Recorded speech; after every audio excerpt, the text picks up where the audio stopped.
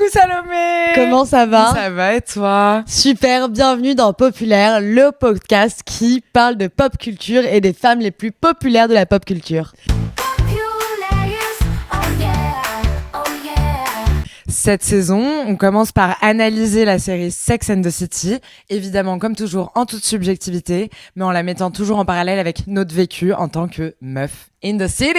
Exactement, et là on est dans la saison 6, c'est-à-dire la dernière, l'ultime saison de Sex and the City. Et oui les filles, c'est bientôt terminé. Oui. Peut-être que vous en aviez marre de toute manière, mais j'espère que le podcast pourra vous accompagner à chaque fois que vous allez la re-regarder. Exactement, et peut-être qu'on pourra continuer à parler des films et même Just Like That, même s'il y en a qui sont un petit peu moins friands, nous on adore quand même. Ouais. Par ailleurs, j'ai vu aujourd'hui que le 30 avril, ils font une version nouvelle encore de And Just Like That Mais c'est pas vrai. qui s'appelle The Auction. Mais non. Et faut subscribe sur HBO Max, je sais pas pourquoi. En parlant de subscribe, les filles, peut-être que vous avez vu passer sur les réseaux sociaux, mais il y a Candace Bushnell qui fait un spectacle à Paris le 26 avril et on vous fait gagner 2 fois 2 places, donc c'est-à-dire une place pour toi et ton +1 et ça 2 fois. Pour remporter une place, il faut commenter sur Spotify ou nous envoyer un message sur Populaire Podcast sur les réseaux sociaux. Exactement. Donc voilà, en disant que vous avez écouté l'audio et que vous pouvez gagner de cette manière-là. Exactement. Et c'est le 26 avril et Candace Bushnell, pour celles qui savent pas, c'est la vraie Carrie Bradshaw.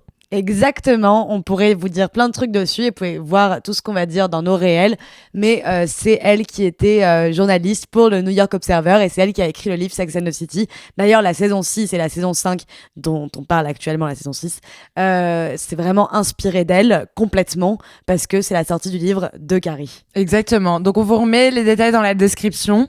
Et comme ça, vous pouvez participer. Et c'est le 26 avril au Folies Bergère à Paris. Moi, j'ai commencé à regarder cette saison avec une hâte parce que mon histoire d'amour préférée est dedans. Je me demande d'ailleurs si c'est pas une de mes histoires d'amour préférées de toutes les séries. C'est celle de Charlotte York et Harry Goldenblatt. Petit contexte. Harry Goldenblatt, comme on l'a dit dans le dernier épisode, est l'avocat qui aide Charlotte à se séparer, divorcer de Trey McDougal. Il est tout ce qu'elle n'aime pas. Il est chauve, il est un petit peu enrobé, il mange la bouche pleine, il transpire. Et pourtant, elle tombe folle amoureuse de lui. La saison 5 se termine sur lui qui dit je t'aime, je suis fou amoureux de toi depuis le début. Vraiment, on voit Charlotte revivre, mais je ne sais pas jusqu'où ça pourrait aller parce que tu n'es pas juive et je ne peux pas marier quelqu'un qui n'est pas juif. Voilà, je suis obligée de transmettre ma religion. Et Charlotte va entreprendre au début de la saison 6 une conversion. Et je trouve que c'est un sujet toujours hyper intéressant, bien que touchy. La conversion par amour, c'est toujours assez spécial.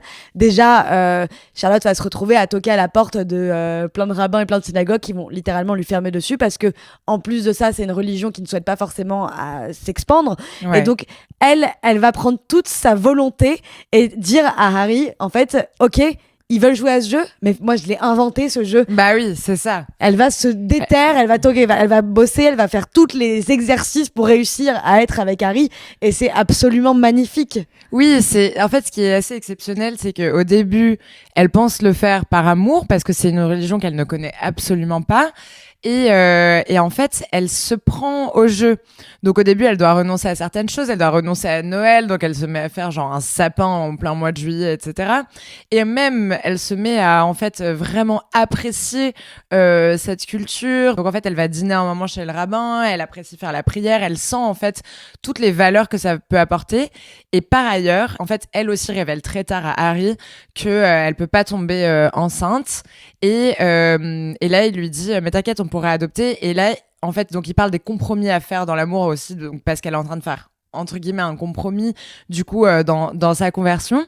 Et là, il y a une phrase que Carrie dit en voix off en disant là, Charlotte, elle se rend compte de tous les souvenirs qu'elle laisse derrière, mais tous les souvenirs à venir sont encore plus beaux.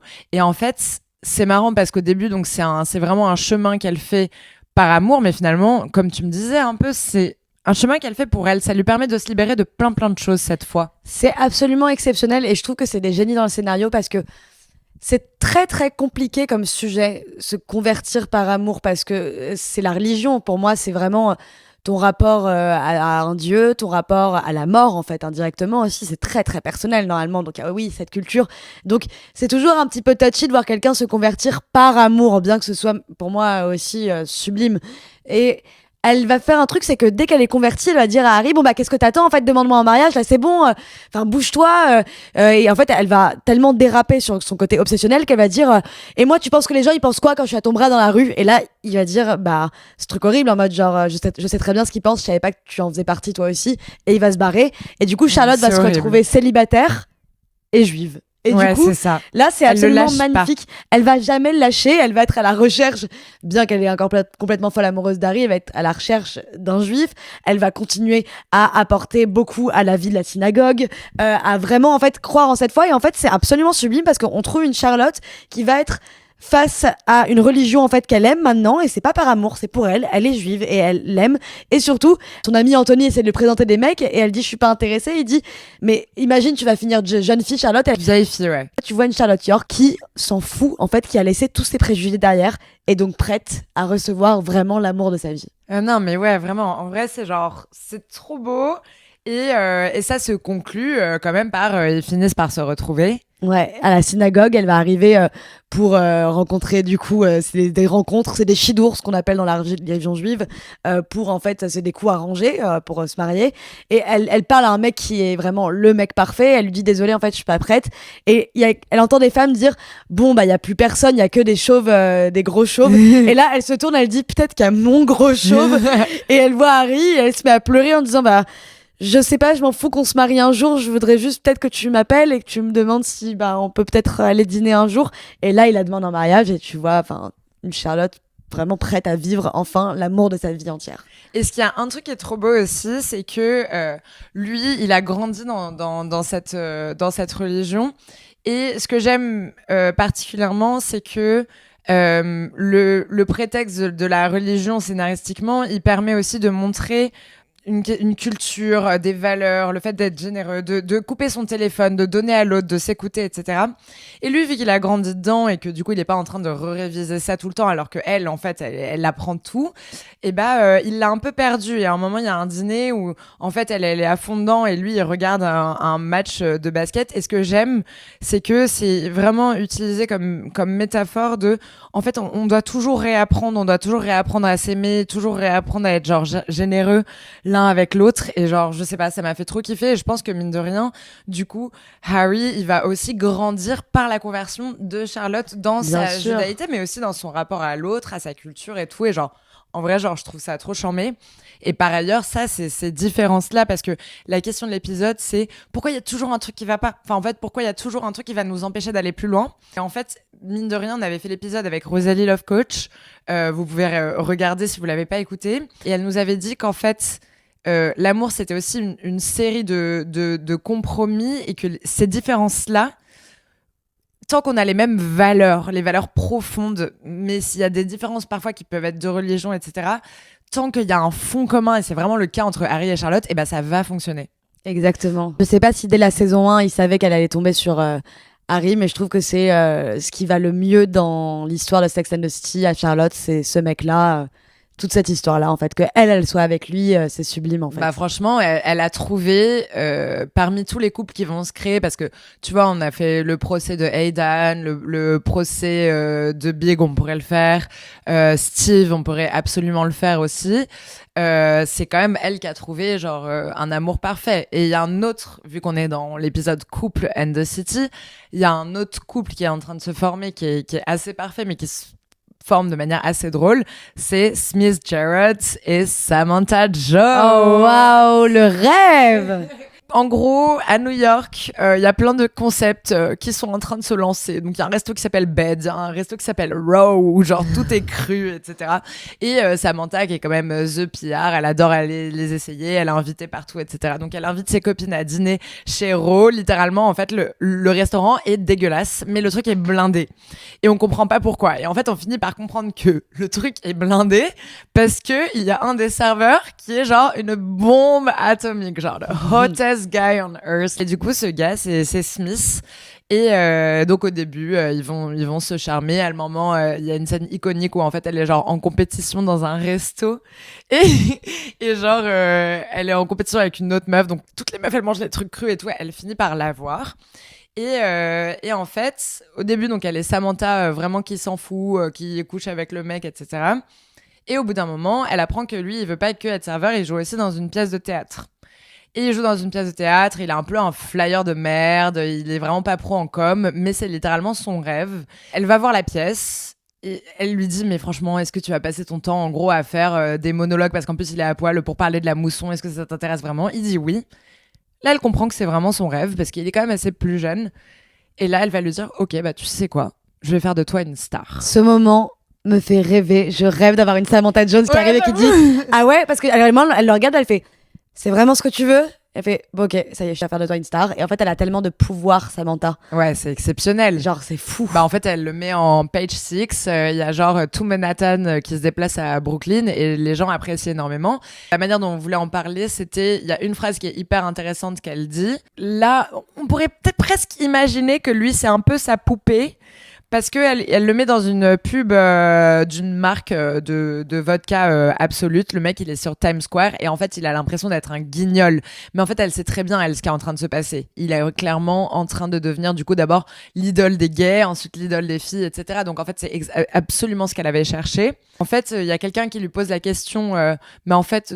il est ok avec le fait que tu l'aides comme ça, il est ok avec le fait que littéralement, genre en mode ce soit ta petite poupée et tout.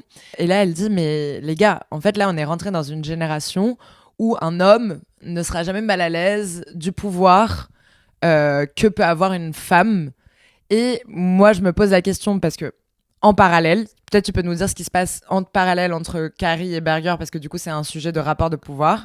Alors, Welcome, il a été introduit dans la saison 5, mais le pire mec de toute la série n'est pas autre que Jack Berger, qui est un écrivain que Carrie rencontre parce qu'ils ont le même éditeur, mais qui est très, très, très mal dans sa peau et qui a un énorme complexe d'infériorité et qui est par ailleurs jaloux et macho. Super macho, parce que il va très très mal supporter que Carrie lui fasse des retours, ou bien par exemple que elle, ça marche très bien, qu'elle reçoive un énorme chèque par exemple parce qu'ils veulent éditer son livre en France et que lui il va pas réussir à remplir les mêmes objectifs et il va vraiment en fait lui en vouloir de ça et faire en fait une petite crise nerveuse parce qu'il accepte pas et en fait il y a des moments où elle va lui dire mais c'est pas possible en fait que tu m'en veuilles autant, que ce soit aussi dur, et il fait oui mais il y a quoi, il va commencer à essayer de dire bah voilà j'y arrive pas, il va essayer de taper dans le mur de manière ridicule. Il se vexe comme un pou, il est ridicule c'est ce un mec. enfant. Vraiment il est absolument ridicule. Et lui du coup est de la même génération que Carrie et n'accepte pas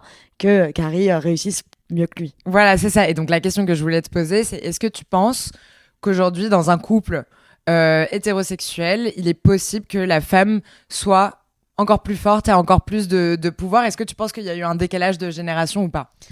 Bah déjà je trouve ça hyper intéressant parce que dans la saison 1 de Sex and the City, une des premières questions qu'elle pose, d'ailleurs je me demande si c'est pas la première fois qu'on voit Charlotte York à l'écran, c'est quand elle dit les mecs ont peur des femmes avec du pouvoir, ils veulent surtout pas ça, ça les éloigne.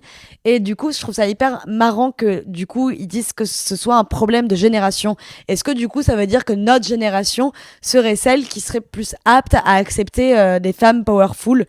Parce que des parents qui sont très mal que la femme réussit mieux, j'en connais plein. Oui, c'est vrai. Dans notre entourage, on en a plein. Des pères qui sont plus énervés que la mère réussisse. Moi, j'en connais des milliers, des exemples. Alors, on va voir, parce que nous, déjà, on n'a pas encore... c'est pas encore dit forcément qu'on ait réussi ou pas à notre âge. Mais j'ai l'impression qu'on a une génération d'hommes qui est plus prête à ça. Ouais. Ou en fait, surtout qu'il peut moins ouvrir sa gueule quand j'y pense. Qui peut moins ouvrir sa gueule, et j'ai l'impression qu'aussi on est là avec des exemples aujourd'hui de beaucoup plus de femmes qui sont là, qui d'aident ça. De boss lady. De boss lady. En fait, on est la génération boss lady en soi. Vraiment. Parce que nous, on a vraiment envie d'aide notre travail, de réussir. Et certes, on est en quête de l'amour, mais c'est tout ce que tu me disais. Est-ce que l'amour est mort? Bah en fait, là j'ai l'impression que tous les épisodes qu'on a fait se rassemblent là ici. Là, nous, on veut réussir absolument. Si on est amoureuse, tant mieux. Voilà. Ouais. On veut être amoureuse, mais on veut vraiment cartonner et être la meilleure version de nous-mêmes et un peu, je sais pas, en fait, se surpasser. C'est ça qui est important. Mais de ouf, et ça fait tellement du bien de voir Carrie depuis la saison 5 qui au début a eu un peu du mal à supporter son succès, comme on en a parlé la semaine dernière, mais qui finalement là s'épanouit et n'est plus en fait en train de s'excuser de réussir. Et genre franchement c'est un kiff de voir que ça y est, elle a repris ses choses en main. Elle avait des problèmes d'argent, des problèmes de machin, et voilà. Et là en fait Berger en vrai elle est en mode est-ce que j'aurais pas dû critiquer son livre, etc. Et en fait finalement non, girl, genre en mode elle sait que elle fait bien de pas s'excuser d'être successful. Mais par contre, en revanche, pour revenir quand même à un côté un peu sociétal, oui, on est une génération de boss lady, on a trop de chance. Je pense qu'on hérite vraiment des fruits du travail qu'ont porté nos mères, etc. Mais quand même, attention, genre, on le voit très bien, on va pas faire une conversation politique, mais que c'est clairement pas acquis et qu'il y a quand même aussi une sorte d'énorme vague quand même ultra puissante avec le retour de la tradwife, d'une envie de ne plus travailler, avec des esthétiques de femmes au foyer qui en plus se modernisent énormément, avec des influenceuses en fait hyper modernes qui ont l'air hyper boss lady mais qui sont en mode j'ai fait à manger ça pour mon mari et qui sont H24 chez elle et tout machin. Donc quand même, il y a un peu un truc de... d'ailleurs, en vrai, ça n'a pas de rapport avec vraiment directement le mariage, mais genre le taux de mariage n'a jamais été aussi fort, etc. Donc on est quand même de retour dans des belles traditions, mais qui sont quand même symboles, tu vois. Je suis d'accord avec toi. Donc voilà, et la montée littéralement, en vrai, de l'extrême droite partout dans le monde, vraiment très très proche de chez nous, genre en Italie et même au sein de notre propre pays. Ça fait qu'il faut quand même continuer à assumer ce côté boss lady. Et c'est pour ça que cette série est hyper importante en vrai. De malade. Par rapport à la relation de Carrie et Berger, genre je trouve que ce qui me montre que ça va pas, c'est que en fait elle souffre de cette situation et qu'il lui fait payer, elle galère à la voir. Bon, il est indisponible, on va pas commencer à critiquer Carrie parce que c'est un défaut qu'elle a. Bon, à partir de ce moment-là, let's go girl, on bosse avec toi. Et en fait, elle va être hyper over gentille avec lui, elle lui offre une chemise Prada, elle fait for the most fabulous man, who's the most fabulous man, I love you so much, who never say fabulous. Et genre, elle est vraiment là en train de lui lécher les bottes. Et je trouve, Iris, est-ce que tu trouves pas que quand tu vois quelqu'un en public trop lécher les bottes de son copain ou sa copine, il y a pas de l'eau dans le gaz? Bah ouais, il y a trop de l'eau dans le gaz, genre. Non mais oui, ou en fait c'est gênant, c'est des manières de compenser, je pense, dans le couple, que t'es un peu mal avec la personne et du coup tu vas genre over prendre soin de lui. Et d'ailleurs c'est la première fois que elles font leur débrief entre filles en ramenant un mec, en ramenant Berger, parce que elle veut trop que ses copines le kiffent, tu vois. Donc au début elle le kiffe parce qu'il se ramène un peu dans les conves et tout, et en fait après tu vois que genre ça va plus du tout entre eux et elle continue de mettre un visage en mode tout est génial, tout va bien et tout. Donc ouais, elle tombe dans des travers de, en vrai, ouais, je sais pas. Je sais pas, genre, moi quand je vois des copines qui sont vraiment trop en mode genre, même quand tu pars en vacances avec des couples et qui sont vraiment en mode genre, oh merci mille fois, mais c'est une merveilleuse idée que tu apportes là. Genre moi je suis la première à saucer mon mec, hein, mais tu vois, je suis pas là en mode, oh là là, mais c'est absolument merveilleux, mais qu'est-ce qu'il est gentil, qu'est-ce qu'il est mignon, regardez-le, n'est-il pas le meilleur? Moi, t'as besoin en fait que les autres te rassurent. Ah oui, non, moi je dis, il y a de l'eau dans le gaz, il y a un truc qui se passe pas bien quand vous êtes tous les deux. Je sais pas quoi et tout, mais je trouve qu'il y a un problème, non? Mais il y a un truc qui me dégoûte un peu aussi là-dedans, genre je déteste les couples. En fait, les couples qui vont demander aux autres leur jugement sur leur couple. Je sais pas comment mais oui, tu vois, mais oui, ça me gêne trop. Genre moi, ça m'est déjà arrivé d'être en soirée et genre qu'il y a un couple qui genre soit là et qui s'embrasse au moins en disant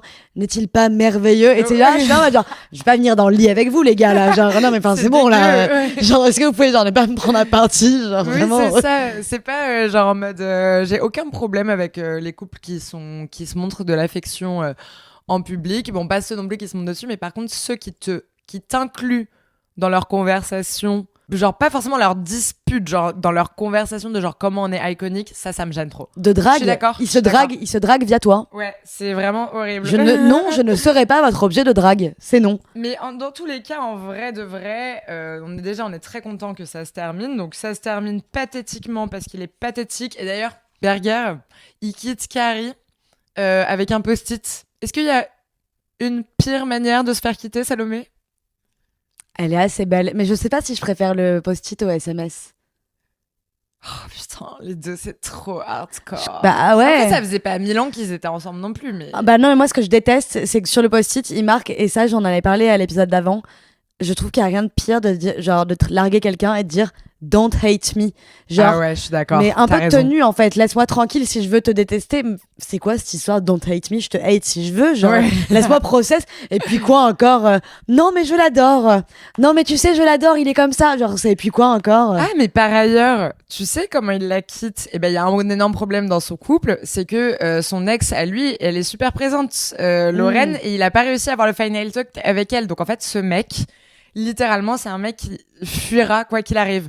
Et je pense que la manière dont tu as quitté la personne d'avant, c'est un truc à prendre en compte quand tu te mets en couple avec quelqu'un. Tu vois ce que je veux dire? Ouais, je suis La d'accord. manière dont ça s'est fini, parce que moi, genre, je vois grave, je pense qu'on a déjà parlé dans un autre épisode, mais je vois grave que les gens, quand même, ils ont tendance à pas mal répéter leur schéma, tu vois. Bah Et évidemment. après, je crois au fait que tu peux changer, que tu peux t'améliorer et tout. Mais bon, elle pouvait pas s'attendre à moins que machin. Mais en fait, Berger, c'est le genre de mec à répéter son schéma parce que, comme on disait dans les épisodes avant, c'est le genre de mec à ne jamais se remettre en question. Le monde Ouais. lui tombe sur la tête et c'est comme ça. Berger est la pire Il personne de saoule Sex trop. and the City. Ouais. Mais par contre, il a donné un conseil à Miranda qui Ah est oui, pas voilà. mal.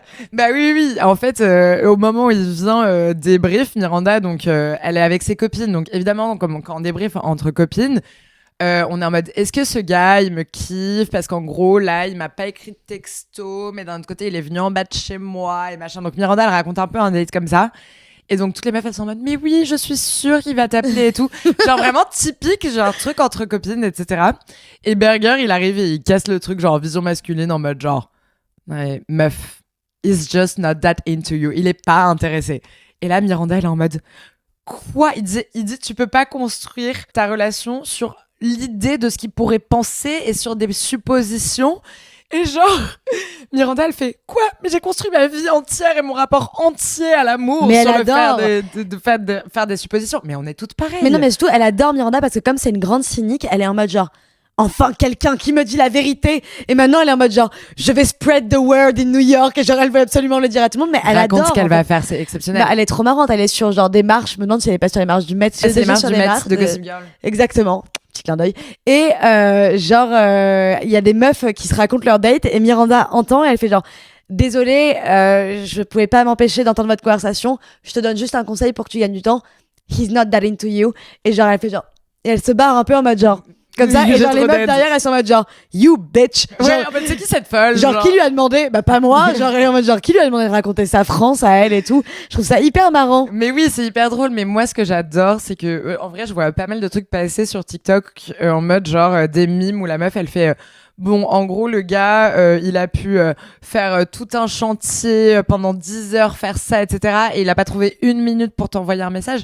Girl, move on. Genre en mode, il va pas t'en envoyer. Genre en fait, il faut arrêter aussi d'avoir trop d'attentes et de faire trop de scénarios parce qu'après, t'as que déception. Et d'un autre côté, j'aime tellement, moi, ces petits moments d'attente, nos conves entre filles. Et en fait, évidemment, la personne, c'est une bolos ou un bolos au final et tout. Mais genre, je sais pas, genre en mode... Je sais pas si je ferais un move comme Miranda, d'entendre des meufs parler dans un café d'une situation, mais même pas forcément de couple, mais genre... et un peu de tenter de t'incruster en faisant au moins un petit sourire. Moi, Ça j'ai déjà m'arrive fait des tout trucs le comme ça. Je suis déjà intervenue dans une conversation en mode genre, oui, alors, je pense que c'était un truc, je crois qu'elle parlait de fringues et genre, j'entendais, je faisais, oui, alors il y a un super plan, en fait, tu peux l'acheter là-bas. Et genre, Ah vraiment, oui. les meufs, je me rappelle qu'elles m'avaient vraiment regardé en mode genre, c'est qui elle, en fait? Mais je sais pas, j'avais besoin de parler, je sais pas ce qui se passe. Non, mais oui, mais par contre, pour en revenir au truc, je trouve que c'est hyper important moi, qu'on commence à se dire des trucs comme ça. Ouais. Faisons-nous gagner du temps, arrêtons d'essayer de nous brosser dans le sens du poil. Enfin, en vrai, je trouve qu'on le fait de plus en plus. Je pense que aussi, c'est un peu bizarre parce que franchement, elles savent. Normalement, elles sont quand même plutôt cyniques. Donc, c'est un peu bizarre que là, elles essayent toutes de rassurer Miranda à plus de 35 piges, tu vois. Mais c'est vrai que je pense qu'à l'époque, on cherchait des poux aux mecs qui répondaient pas parce qu'on voulait un peu se rassurer nous-mêmes parce qu'on était toutes un peu dans des conversations avec des mecs qui répondaient pas et on avait un vieil exemple. Mais aujourd'hui, on est un peu en mode genre, moi, je vois Salomé, genre en mode... Là, si je te parle d'un mec que j'ai vu récemment ou d'une histoire que j'ai eue récemment et genre le mec me répond plus, je vais pas venir chercher l'info en mode tu penses qu'il va me répondre genre direct, tu vas me faire genre girl, genre move on, on s'en fout genre. Oui, mais parce que je trouve que Il y a quand même, moi, je vois dans certains groupes de copines, on va pas dire qu'il va l'appeler, on va pas lui donner des faux espoirs, mais on va vraiment être en mode genre, mais non, mais c'est parce qu'en fait, il est torturé, donc pas du tout prêt à avoir une relation, c'est pour ça, move on. Alors que parfois, on devrait juste dire genre, meuf, il veut juste pas de toi, genre. Ouais, Non, mais mais genre là, pas- c'est- Et parfois, mais t'as ça, c'est besoin horrible. d'entendre, mais On parfois, m'a- t'as besoin d'entendre ça. Non, mais franchement, oui. Et d'un autre côté, moi, on m'a déjà dit ça. Tu peux pas plaire à grave. tout le monde. Tu Oui, peux pas c'est plaire. vrai. Moi, j'aime pas les tomates, par exemple. Tu vois, enfin, c'est pas grave, genre. Non, mais tu vois, je veux dire, c'est pas. T'aimes bien maintenant. J'aime depuis un an. Mais genre, je veux dire, tu peux pas tout aimer, et c'est pas grave. Ça veut pas dire que c'est pas bien, que c'est pas Ouais, bon, genre. Non, mais je suis d'accord. Mais c'est juste que je pense que tous, dans nos égos, c'est très dur d'entendre que quelqu'un n'est, en fait, juste pas sur nous. Ouais. Et la semaine prochaine, on a une surprise pour vous sur un sujet qui nous porte énormément à cœur. Quelqu'un va intervenir.